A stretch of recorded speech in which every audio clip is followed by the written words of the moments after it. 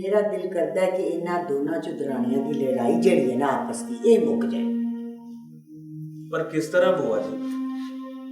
इन्होंने आप एहसास करना चाहिए कि इन्हां दी लड़ाई की वजह ना चौधरी नूर दी बिरादरी च कितनी बदनामी हो रही है। तुसी समझाओ ना। ले मैं समझावा, मैं की ते मेरी औकात की। अब ऐसे ना कहें बुआ जी, अगर आप चाहें तो 1 मिनट में लड़ाई खत्म हो सकती है।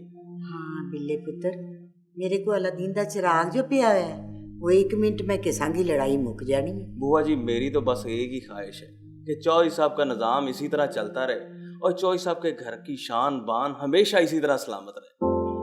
हाँ वैसे मेरी भी यही ख्वाहिश है कि हर चीज चौधरी साहब के बाद भी उसी तरह चलती रहे। अब पता नहीं किसकी ख्वाहिश कब पूरी होती है, रब जाने। ले फिर बुआ जी इजाजत दें, रब रखा।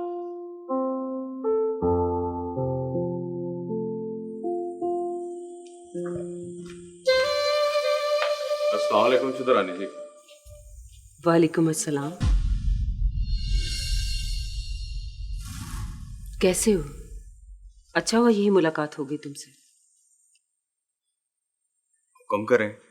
कल तुम्हारी जरूरत पड़ेगी। और मैं तो नौकर हूं इस घर का।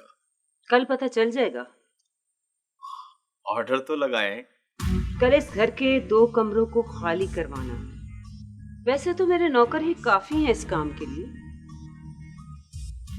मैं कुछ समझा नहीं। बस क्या बताऊं तुम्हें, चौधरी की गलतियां भुगतनी पड़ रही हैं हमें।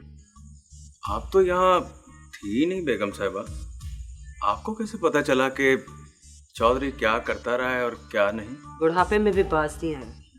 मरने से 1 दिन पहले किसी औरत को उठा लाया था। जी? सारी उम्र जो तमाशे करता रहा तुम्हें तो पता ही है। मेरी सिर्फ 2 आंखें ही नहीं।